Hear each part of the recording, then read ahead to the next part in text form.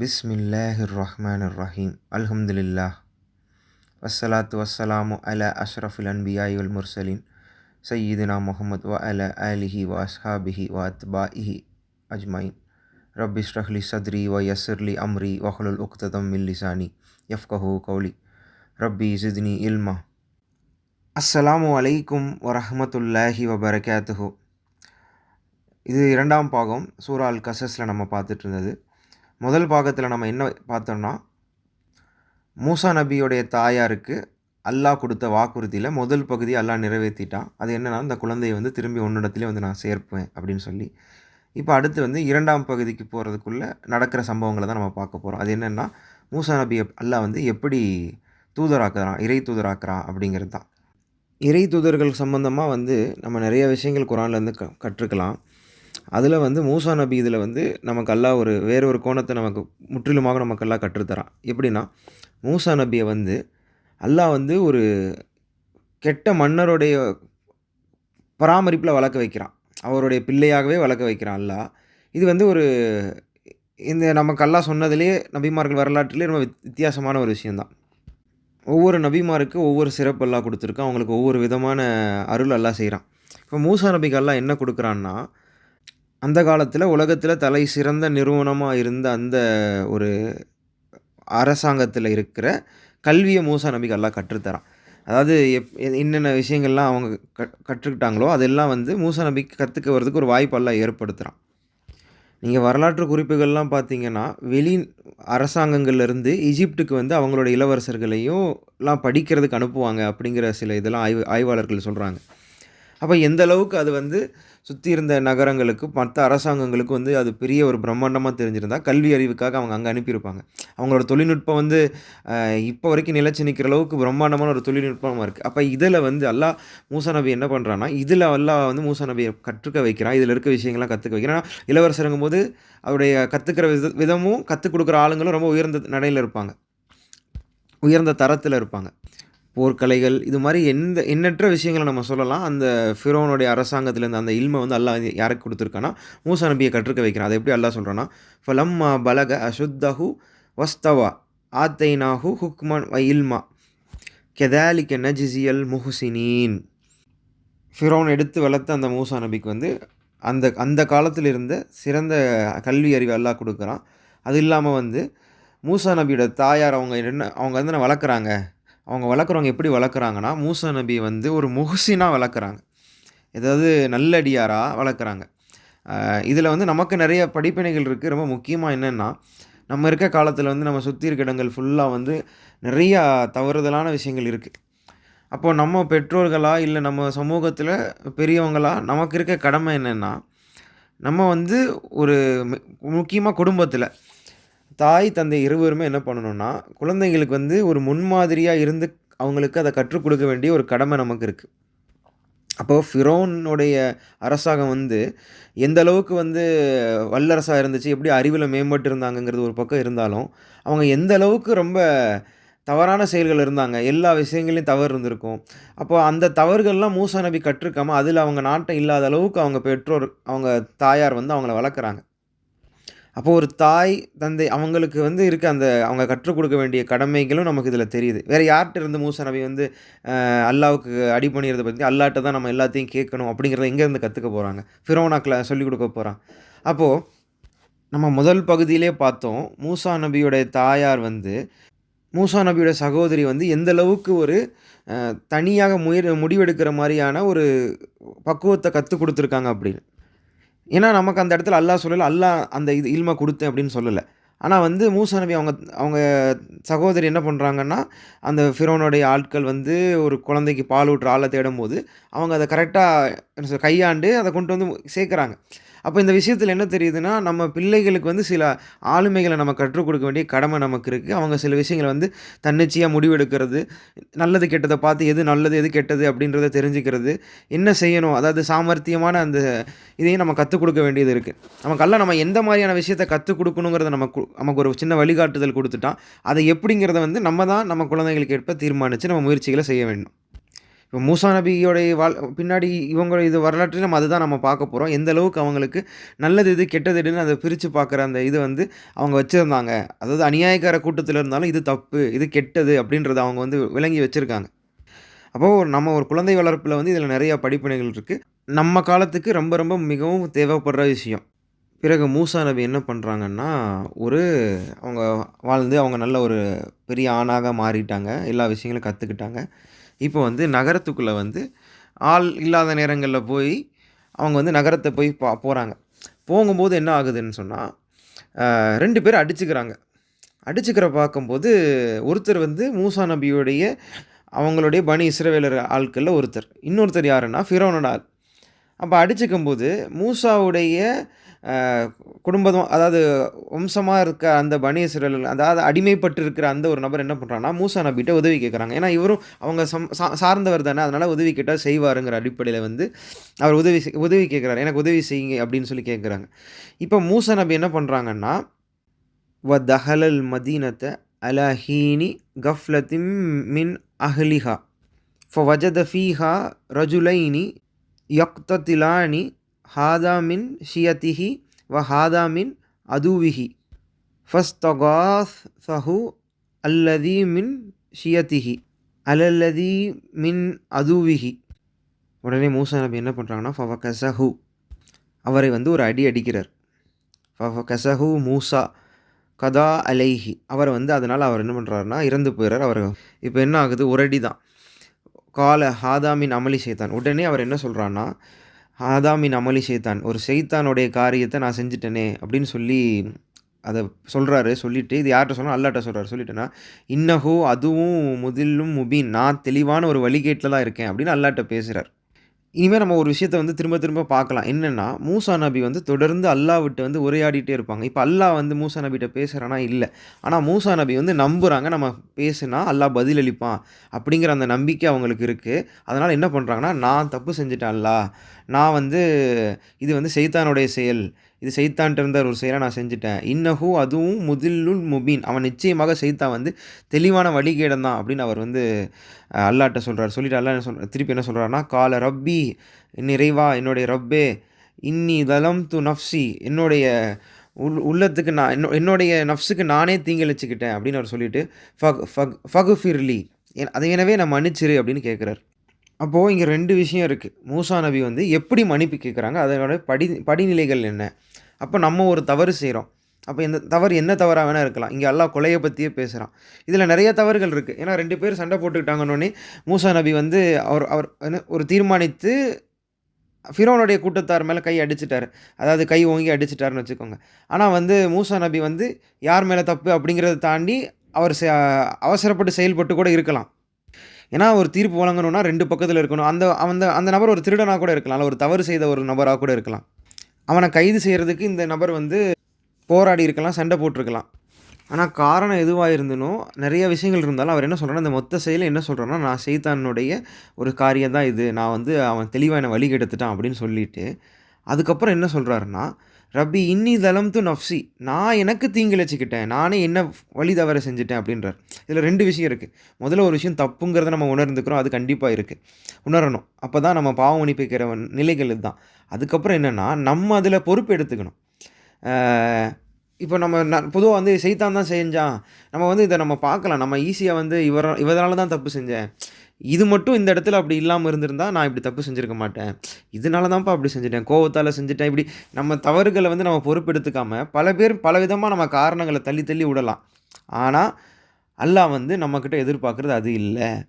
அல்லாஹ் என்ன எதிர்பார்க்குறான்னா, நமக்கு தெரியும். நம்ம இந்த செயல நம்ம தான் செஞ்சோம். நம்ம கட்டுப்பாட்டுல தான் இருக்கோம். நம்ம தான் செஞ்சோம் அப்படின்னு சொல்லி. நம்ம ஒண்ணும் அ மூளை குறைபாடு எது பைத்தியம் மாரி நம்ம அந்த செயல செய்யலைல்ல. கோவமா செஞ்சாலும் நம்ம உணர்வு இருக்கு. நம்ம இப்ப கோவம்னா கட்டுப்பட தானே செய்யணும். இப்படி நெறைய விஷயங்கள் இருக்கு.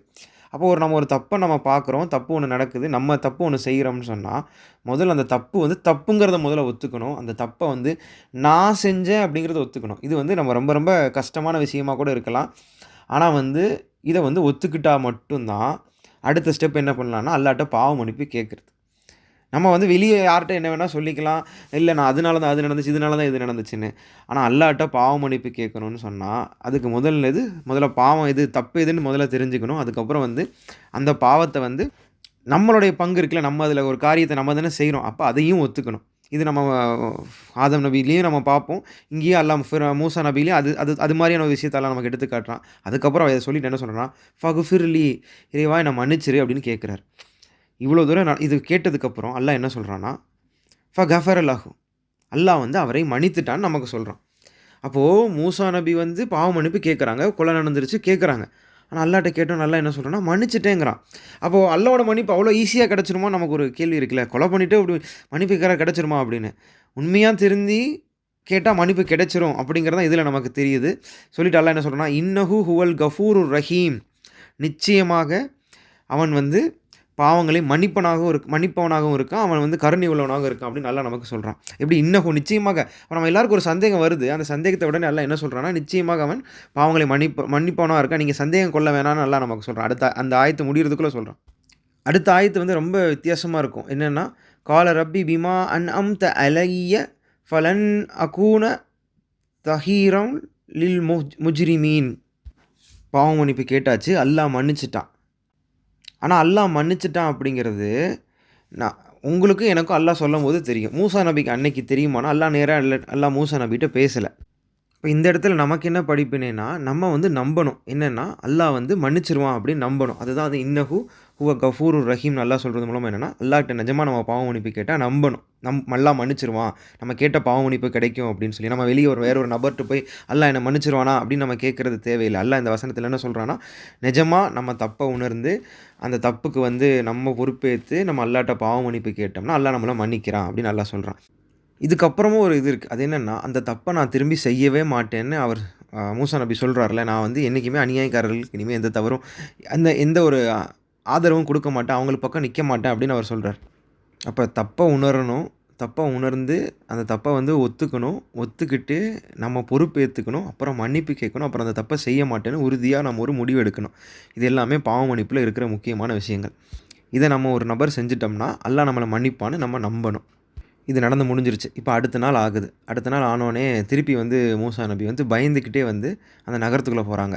அஸ்பஹ ஃபில் மதீனத்தி அந்த மதீனாவுக்கு நகரத்துக்குள்ள போறாங்க. வந்து எப்படின்னா ஹாயிஃபன் பயத்தோட ஒரு என்ன நடக்குமோ அப்படின்னு ஒரு பயத்தோட போறாரு. ஏதாவது கண்டுபிடிச்சிருப்பாங்களோ, நம்ம ஏதாவது மாட்டிப்போமோ அப்படின்னு. யதரக்கபு அதாவது கவனமாவும் இருக்காரு. யாராவது எங்க எல்லா இடத்துலயும் கவனமா பார்க்குறாரு. ஏதாவது விஷயங்கள் நமக்கு அறிகுறி தெரியுமா அப்படின்னு பார்த்துக்கிட்டே போறார். அப்ப திடீர்னு பார்த்தா, நேத்து ஒரு நபர் வந்து மூசா நபிட்ட உதவி கேட்டார்ல, அந்த நபர் திருப்பி வராரு.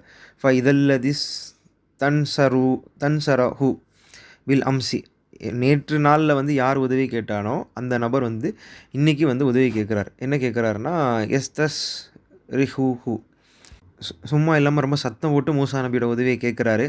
கேட்டுட்டு காலலஹு அவர்ட்ட மூசா நபி சொல்றாரு. காலலஹு மூசா இன்னக லகவியுன் முபீன் நீ தெளிவான வழிகேடன் தான் அப்படின்னு சொல்லி மூசா நபி அந்த நபர்ட்ட சொல்றாங்க. இதுலேருந்து என்ன தெரியுதுன்னா, அவன் வந்து ஏற்கனவே அந்த தவறு செஞ்ச ஒருத்தனா இருக்கலாம். ஒரு குற்றவாளியா இருந்திருக்கலாம். அதுலேருந்து இந்த வசனத்தில அது தெரியுது. அதுக்கப்புறம் மூசா நபி அல்லாஹ் என்ன சொல்றான்னா, ஃபலம்மா அன் அராத அன் யப்திஷ அதாவது மூசா நபி என்ன பண்றாங்கன்னா, அவங்க 2 பேரையும் புடிக்கிறாங்க. போய் என்ன பண்றாங்கன்னா, புடிக்கிறதுக்காக போறாங்க. புடிச்சு விலக்கி விடுறதுக்காக அந்த மாரி ஒரு செயல செய்ய போறாங்க. வில்லதி ஹுவ அதுவுல் லஹுமா அத அடிச்சிட்டு இருக்கான்ல, அவன புடிச்சு தடுக்குறாங்க. 2 பேருக்கு நடுவுல போய் நின்னு அவன பிடிச்சு தடுக்குறாங்க. அப்போ உடனே அந்த இவன் என்ன சொல்றான்னா, "கால யா மூசா அதுரீது ஐ யக்துலனி என்ன நீ கொல்லப் போறியா?" அப்படின்னு கேட்குறான். யாரு? மூசா நபிய கூப்பிட்டு உதவி கேட்டாலே கேட்குறான். கேட்டு என்னன்னா, "கமா கதல்த நஃப்ஸம் பில் அம்சி நேத்து ஒரு நபர நீ கொன்னது போல என்ன நீ கொல்லப் போறியா?" அப்படின்னு சொல்லி அந்த நபர் கேட்குறான். இவன் கேட்டோனே என்ன ஆயிடுச்சுன்னா, மூசா நபி தான் நேத்து கொன்னாங்கங்கிற அந்த செய்தி வந்து டபக்குன்னு வெளிய வந்துருச்சு. அப்ப இன் துரீது இல்ல அன் தகூன ஜப்பாரன் ஃபில் அர்த் நீ பூமியில வந்து ஜப்பாராக நினைக்கிறியா? அதாவது இந்த ஃபிரௌன் கூட்டம் மாரி சேர்ந்து நீயும் வந்து அநியாயம் செய்ய பார்க்குறியா? அப்படின்னு சொல்லி அவன் கேட்குறான். கேட்டுட்டு மா துரீது அன் தகூன மினல் முஸ்லிஹீன் நீ வந்து உனக்கு இருக்க அதிகாரத்த வச்சு நீ நல்லது செய்வேன்னு நெனச்சேன். ஆனா நீ செய்ற போறத பார்த்தா, நீ பெரிய தப்பு செய்றவனா ஜப்பாரா மாறிட்ட போல அப்படின்னு சொல்லி மூசா நபிய வந்து பார்த்து அவன் பேசுறான். இப்ப என்ன ஆயிருச்சுன்னா, மூசா நபி தான் கொன்னாங்க அப்படிங்கிற அந்த செய்தி வெளிய வந்துருச்சு. தன்னை காற்றுக்கிறதுக்காக மூசா நபிய வந்து மாட்டி விட்டுறலாம் அப்படின்னு அவன் தீர்மானம் பண்ணிட்டான். இப்ப இந்த கதையில வந்து இதுவரைக்கும் நம்ம பார்க்காத ஒரு முக்கியமான விஷயம் வந்து அல்லாஹ் நமக்கு இப்ப காட்டுறான். என்னன்னா, மூசா நபி ஃபிரௌனுடைய மகனா வளர்றாங்க. இப்ப ஃபிரௌனுடைய மகன்னா, அவனுக்கு மேல ஃபிரௌன் மட்டும் தான் இருப்பான். அப்போது அப்பேற்பட்ட அந்தஸ்தில் வளர்றாங்க. அப்போ வளரும்போது என்ன ஆகுதுன்னா, இவனை இத்தனை நாளா வந்து கொடுமைப்படுத்திக்கிட்டு, இவங்கள வந்து அநியாயம் பண்ணிட்டு இருந்தவங்களுக்கு மேலே இப்போ மூசா நபி போயிட்டாங்க. இது என்ன மாரியான உளவியலை ஏற்படுத்தும்? அதாவது இவங்க யாரை போட்டு அடித்து எப்படி வேணால் துன்புறுத்தலாம், கேட்குறதுக்கு ஆள் இல்லைன்னு யாரை நடத்துகிறாங்களோ, அவங்கள ஒரு ஆள் வந்து இளவரசன் ஆயிட்டா எப்படி இருக்கும்? யோசிச்சு பாருங்களேன். அப்போ அவங்க வளர வளர வளர வளர எதிரிகளுக்கு நடுவுலயே தான் மூசா நபி வளர்றாரு. அவங்களுக்கு வந்து மூசா நபிய பார்க்கும்போதெல்லாம் எது நினைவுபடுத்துதுன்னா, அன்னைக்கு நம்மகிட்ட தப்பிச்சு கடைசியில நமக்கு மேல வந்து உட்காந்துட்டானேங்கிற அந்த உணர்வை ஏற்படுத்திக்கிட்டே இருக்கு. அப்போ சுத்தி இருக்க நபர்கள் வந்து ஒரு வன்மத்தோடயே மூசா நபிய பார்க்குறாங்க. அப்படியே அவங்க எதிரிகளுக்கு நடுவுலயே அப்போ மூசா நபி ஒருத்தர கொன்னுட்டாங்கன்னு சொன்ன உடனே, இத வச்சு கொன்னுறலான்னு சொல்லி யார் திட்டம் போட்டான்னா, ஃபிரௌன் திட்டம் போடல. இது வந்து நெறைய பேர் மொழிபெயர்ப்பில வந்து ஃபிரௌன்னு எழுதியிருப்பாங்க. ஃபிரௌன் வந்து திட்டம் போட்டான்னு சொல்லிட்டு. மூசா நபிய கொல்றதுக்கு ஃபிரௌன் எதுக்கு திட்டம் போடணும்? அவன் நெனச்சான் கொன்னுறலாம்ல. ஏன்னா அவனுக்கு மேல அங்க யாருக்கு அதிகாரம் இருக்கு? அப்ப இந்த இடத்துல என்ன நடக்குதுன்னா, அவனுடைய மூசா நபி மேல இருக்க வெறுப்பின் காரணமாக, அந்த முக்கியமான அந்த அமைச்சர்கள் இவங்கலாம் என்ன பண்றாங்கன்னா, இத வச்சு மூசா நபி வந்து கிளர்ச்சி செஞ்சாருன்னு சொல்லி அவர நம்ம கொன்னுறலாம். கொன்னுட்டு அப்புறமேட்டு ஃபிரௌன்ட்ட பேசிக்கலாங்கிற முடிவுக்கு வந்துட்டாங்க. ஏன்னா, கொலையெல்லாம் அவங்களுக்கு ஒரு விஷயமா என்ன? பச்சை குழந்தைங்கள கொல்றவங்க வந்து ஒரு கொலைக்காக ஒரு நபர கொல்ல போறாங்க. அது இளவரசன கொல்ல போவாங்களா? இப்ப இருக்க காலங்கள்லயே வந்து நம்ம பார்க்குறோம், அதிகாரம் படைச்சவங்க வந்து எவ்வளவோ தவறுகள் செஞ்சு கார ஏத்தி, ஏதோ அநியாயம் செஞ்சுட்டு தப்பிச்சுடுறாங்க. அன்னைக்கு மன்னர் காலத்தில, மன்னர் ஆட்சி காலத்தில வந்து இளவரசர வந்து ஒரு கொலைக்கா கொல்ல போறாங்க. அப்ப இங்க வந்து கொலை பிரச்சனை இல்ல. மூசா நபிக்கு மேல அவங்க மேல இருந்த அந்த குரோதம், அத நம்ம எப்படியாவது இவர வந்து கொன்னுறணும்னு நினைச்சது வந்து இந்த இடத்துல வாய்ப்ப பயன்படுத்தி கொன்னுறலான்னு தீர்மானம் பண்றாங்க. அப்ப இவங்க தீர்மானம் பண்ணும்போது, அந்த தீர்மானம் பண்ற கூட்டத்தில ஒருத்தருக்கு என்னன்னா, இந்த விஷயம் தெரியுது. அவர் வந்து இந்த இத உடன்படாம இருக்காரு. ஆனா, அத வெளிப்படாம என்ன பண்றாருன்னா, ஒரு ஆள் அனுப்பி இல்ல அவரே வந்திருக்கலாம். எப்படின்னு தெரியல. ஜா ரஜுலும் மின் அக்ஸல் மதீனா. அந்த நகரத்துடைய தூரத்திலேருந்து ஒரு நபர் வரார். அவருக்கு இந்த செய்தி கிடைச்சிருது. அவர் வந்து இத வந்து என்ன பண்றாருன்னா, மூசா நபிட்ட வந்து அதுவும் ஓடி வந்து சொல்றாரு. எஸ்ஆ கால யா மூசா இன்னல் மலஅ யஅ்தமிரூன பிக்க. வந்து உன்னை பற்றி தான் பேசிக்கிட்டு இருக்காங்க. எதுக்குன்னா யக்துலூக்க. உன்னை கொல்றதுக்காக அவங்கெல்லாம் திட்டம் போட்டுக்கிட்டு இருக்காங்க. ஃபஹ்ருஜு. நீ இங்கேருந்து கிளம்பி போயிரு அப்படின்னு. இன்னி லக்க மினன் நாசிஹீன். நிச்சயமாக நான் உனக்கு நல்ல நலம் நாடுற ஒரு நபர் தான். என்னை நம்பி நீ போகலாம் அப்படின்னு சொல்லி மூசா நபிக்கு அவர் எடுத்து சொல்கிறாரு. மூசா நபியும் வந்து புரிஞ்சுக்கிறாங்க. ஏன்னா எந்த மாதிரி சூழலில் வளர்றாருங்கிறது அவருக்கும் தெரிஞ்சிருக்கும்ல. நம்மளை வந்து யாருக்குமே பிடிக்கல. நம்மளை வந்து ஒரு கடமைக்கு தான் நம்மளை மதிக்கிறாங்க. நம்ம மேலே எல்லாருக்கும் ஒரு சந்தர்ப்பம் கிடச்சா நம்மளை என்ன வேணால் தீங்கு ஏற்படுத்திடுவாங்கன்னு அவருக்கு தெரிஞ்சனால அவரும் அதை எடுத்துக்கிட்டு என்ன பண்ணுறாருன்னா, ஃபஹரஜ அவரும் அந்த நகரத்தை விட்டு வெளியேறாரு. மின்ஹா ஹாய்ஃபன் எத்தரக்கபு. அதாவது எப்படி வந்து கவனமாக பார்த்து ஒளிஞ்சு அது எல்லாத்தையும் இது குறிக்கும். பயந்து அது இல்லாமல் கவனமாக எது யார் எங்கே போகிறாங்க, அந்த நகரத்தோட அமைப்பு அவர் இளவரசனால் தெரிஞ்சிருக்கலாம். அதில் இருக்க மாற்றுப்பாதைகள் எடுத்து அவர் போயிருக்கலாம். ஆனால் ரொம்ப கவனமாக வெளியேறினார்னு சொல்லி வருது. போகும்போது அவர் என்ன பண்ணுறாருனா, கால ரப்பி நஜ்ஜீனி மினல் கௌமி தாலிமீன். அந்த அநியாயக்கார கூட்டங்கள்லேருந்து என்னை காப்பாற்று அப்படின்னு சொல்லி ரப்பிட்ட பேசுகிறாங்க. இப்போது இங்கே எல்லா இடத்துலையும் என்ன வருதுன்னா, நம்ம இதெல்லாம் என்ன பண்ணணும்னா ரப்பி அப்படின்னு வந்துட்டாவே நம்ம துவான்னு நினைப்போம். துவானா கரெக்டு தான். அது ரப்பனா, ரப்பி இந்த மாதிரி நிறையா துவாக்கள் குரானில் இருக்குது. ஆனால் நம்ம பார்க்குறது என்னென்னா, அவருக்கு ஒரு சூழல் வருது, ஒரு நெருக்கடி வருது. வரும்போது அவர் வந்து அல்லாஹ்விடம் உரையாடுறாரு.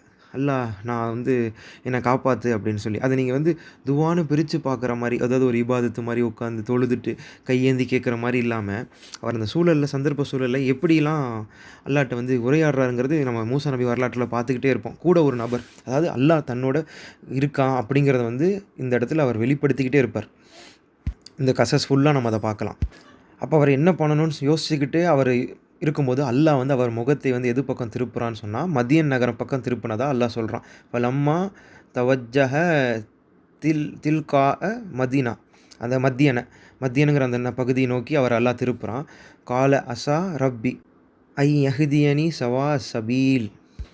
நான் நம்புகிறேன் என்னுடைய ரப்பு என்னை நேரான பாதையை காட்டுவோம் அப்படின்னு. நீங்கள் யோசித்து பார்த்தீங்கன்னா, நீங்கள் மேப் எடுத்து பார்த்தீங்கன்னு சொன்னால், ஈஜிப்ட்லேருந்து மத்தியன் வந்து கிட்டத்தட்ட ஆயிரக்கணக்கான மைல்கள் தூரம் இருக்கும்.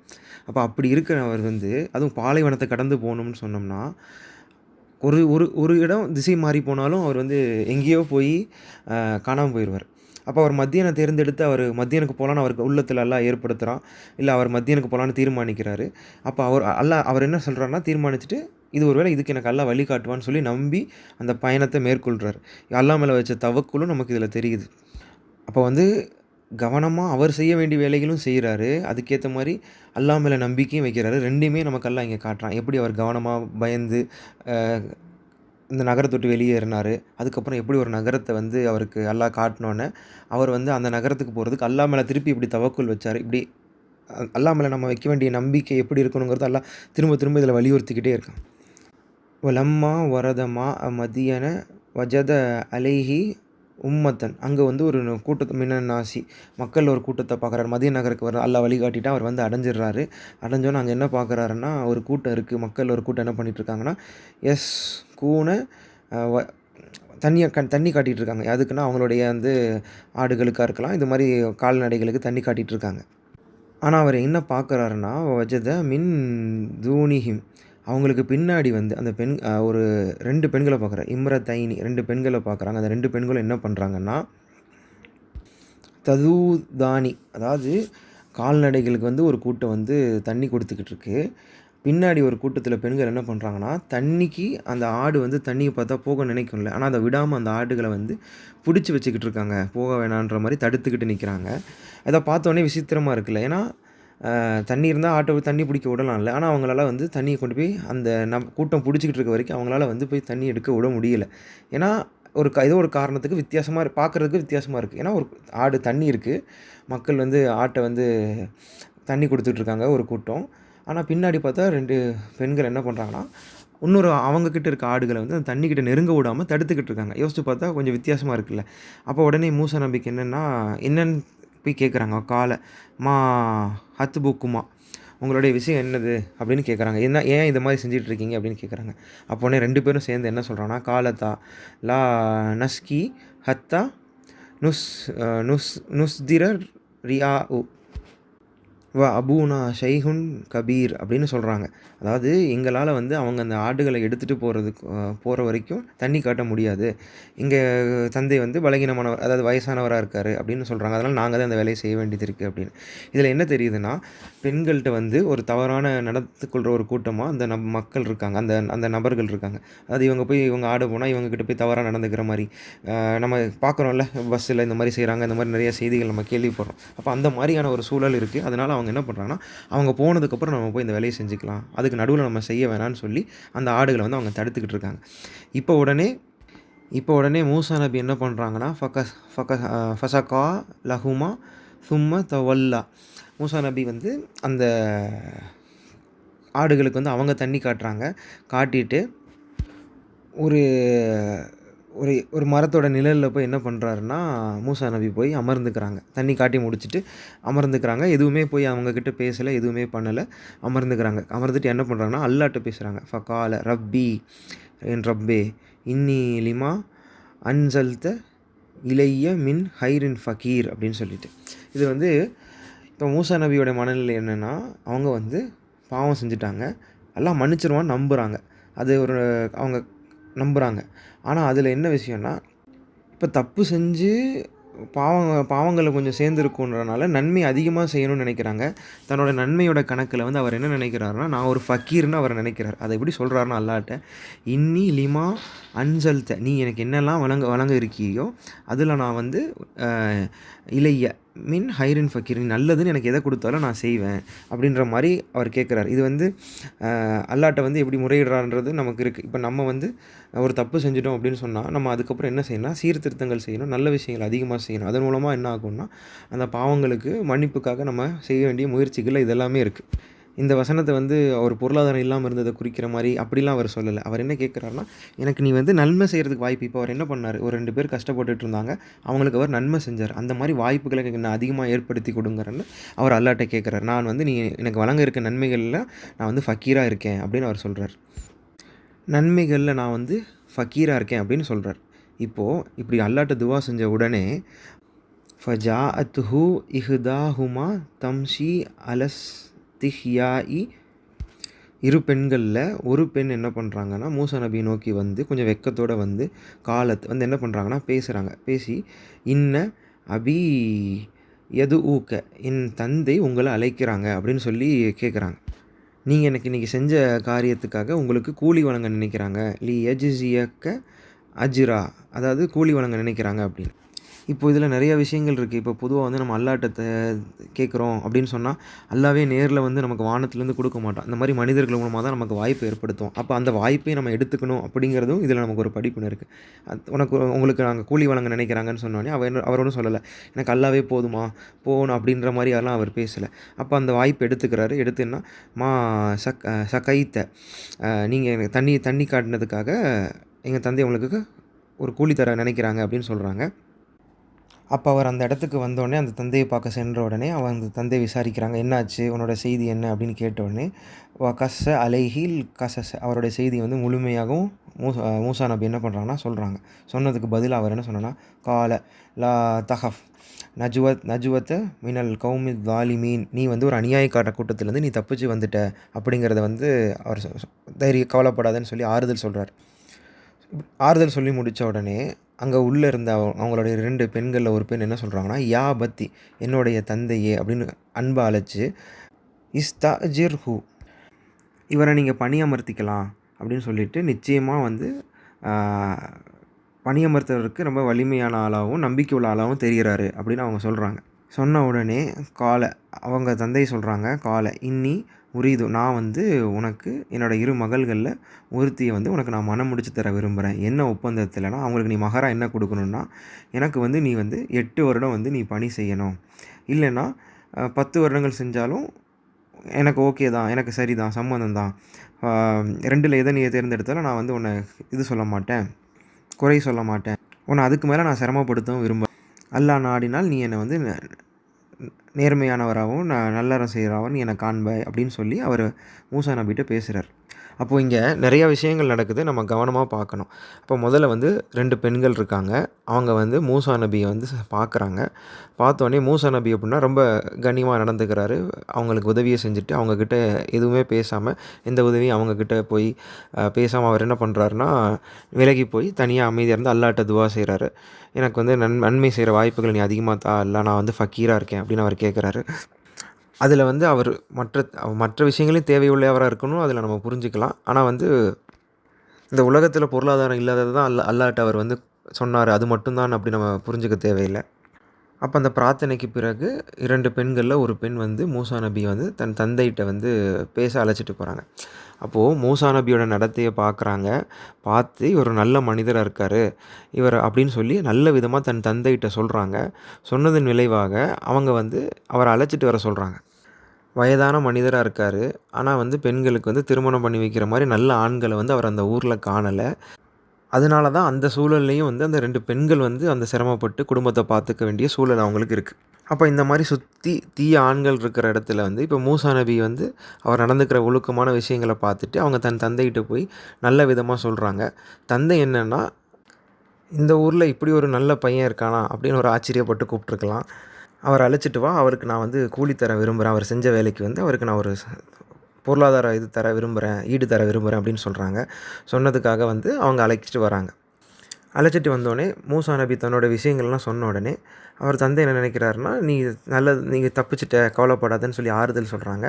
பிறகு வந்து அந்த குடும்பத்துக்குள்ள ஒரு ஒரு டிஸ்கஷன் நடக்குறத கூட நம்ம புரிஞ்சுக்கலாம். ஒரு சின்னதா பேசுறாங்க. அப்ப மகள் என்ன சொல்றாங்கன்னா, "இல்ல தந்தை நீங்க இவங்கள வந்து வேலைக்கு குடுக்கலாம்" அப்படின்னு சொல்லி அவங்களுடைய நிலைய சொல்றாங்க. "நல்ல ஆளா தான் தெரியிறாரு" அப்படின்னு சொல்லி அவங்க நினைக்கிறாங்க. நாம பார்த்த வரைக்கும் நல்லா வலிமையாவும் இருக்காரு. ஏன்னா, அங்க ஆடு மேய்க்கும்போது பார்க்குறாங்கல்ல, அந்த ஆட்கள் எல்லாம் வந்து அவங்க கிட்ட சமாளிச்சு, அவர் அந்த வேலைய செஞ்சு முடிக்கிறாங்க. அதன் மூலம் என்னன்னா, அவருக்கு நம்பிக்கை உரியவராவும் தெரியிறார். நடந்துக்கிற விதம், அவங்க கிட்ட வந்து மத்த ஆண்கள் போல நடக்கல. அதனால வந்து அவங்க நல்ல விதமா வந்து அவங்க தந்தைகிட்ட சொல்றாங்க. தந்தை என்ன நினைக்கிறாருன்னா, நம்ம ஏன் திருமணம் பண்ணி வைக்கக்கூடாதுன்னு யோசிச்சுட்டு, மூசா நபிட்ட வந்து, "நான் 2 பெண்கள்ல ஒரு பெண்ண உனக்கு நான் திருமணம் பண்ணி வைக்க விரும்புறேன்" அப்படின்னு சொல்றாங்க. அதற்கான திருமண ஒப்பந்தத்த 2 மகள்ல ஒரு பெண்ண திருமணம் பண்ணி வைக்கிறேன்னு சொல்லிட்டு, அதற்கான ஒப்பந்தத்த பேசுறாங்க. அதில வந்து மஹரா என்ன செய்யணும்னா, மூசா நபி வந்து உழைக்கணும். 10 ஆண்டுகள் அல்லது 8 ஆண்டுகள் உழைக்கலாம். 2ல எத தேர்ந்தெடுத்தாலும், நான் உன் மேல வந்து எந்த ஒரு இதுவும் காண மாட்டேன். அல்லாஹ் நாடினா நான் சொன்ன வாக்குறுதியில என்ன நீ நேர்மையானவளா நீ காண்பாய் அப்படின்னு சொல்லி அவரு வாக்குறுதி குடுக்குறார். இது உனக்கு ஓகேனா, இந்த என் மகள்கள்ல ஒருத்திய நான் உனக்கு திருமணம் பண்ணி வைக்கிறேன்னு அவர் சொல்றார். மூசா நபியும் வந்து அந்த ஒப்பந்தத்தை ஏற்றுக்கிட்டு திருமணம் முன்னிக்கிறாங்க. திருமணம் பண்ணிட்டு அந்த காலக்கெடு அவர் எந்த காலத்தை நிறைவேற்றினான்னு அல்லாஹ் சொல்லலை. ஆனால் 8 அல்லது 10 ஆண்டுகள் அவங்க தங்கி இருந்துட்டு பின் தன் குடும்பத்தோடு என்ன பண்ணுறாங்கன்னா மூசா நபி அங்கேருந்து பயணம் செய்கிறாங்க. இது வரைக்கும் நம்ம அல் கசஸில் இந்த இந்த பகுதியில் பார்ப்போம். இதுக்கப்புறமேட்டு சூரா தாஹால தான் மீதி பகுதியை பார்ப்போம். அதில் வந்து அல்லாஹ்வோட உரையாடல் வந்து இன்னும் கொஞ்சம் விளக்கமாகவும், இன்னும் கொஞ்சம் வேறு சில கோணங்கள் அங்கே அழகுபடுத்தி காட்டப்பட்டிருக்கனால நம்ம அதுக்கு தான் போவோம். இதில் இருக்கிறத வந்து நம்ம இந்த இந்த கசஸ் வந்து இந்த பகுதியோட நம்ம நிறுத்திக்கிறோம் இன்ஷா அல்லாஹ். இப்போ திருமணம் பற்றி நமக்கு குர்ஆனில் இருக்கிற ஒரே ஒரு பதிவு இதுதான். இதில் நிறைய விஷயங்கள் திருமணம் சார்ந்து எப்படி இருக்கணும், எது முக்கியமாக பார்க்க வேண்டிய விஷயம், ஒரு ஒரு மணமகன்னா என்ன விஷயங்கள் பார்க்கணும், இப்படி எல்லா விஷயங்களும் இதில் இருக்குது. இன்ஷா அல்லாஹ் இந்த இதிலேருந்து பல படிப்பினைகள் இருக்குது. உங்களுக்கு சில விஷயங்கள் தோணியிருக்கும். இதில் சில கேள்விகள் இருக்கலாம். அந்த விஷயங்களை நீங்கள் பதிவிடுங்க. அது மூலமாக வந்து மற்ற பேருக்கு வேறு ஒரு உங்களுடைய கண்ணோட்டம், உங்களுக்கு அதில் கிட்பட்ட சிந்தனைகள் அதிகமாக கிடைக்கலாம். அது மூலமாக மற்றவங்க பயன்பெறலாம் இன்ஷா அல்லாஹ். நான் சொல்வதில் ஏதாவது தவறுகளாக இருந்தாலும் அதை நீங்கள் எனக்கு சுட்டி காட்டுங்க. நான் அதை திருத்திக்கிறேன். தவறுகள் கண்டிப்பாக வரும். அதை நான் முடிஞ்ச அளவுக்கு திருத்தி அதை நேர்த்தியாக அதை கொண்டு போக முயற்சி செய்கிறேன். அஸ்ஸலாமு அலைக்கும் வரஹ்மத்துல்லாஹி வபரகாத்துஹு.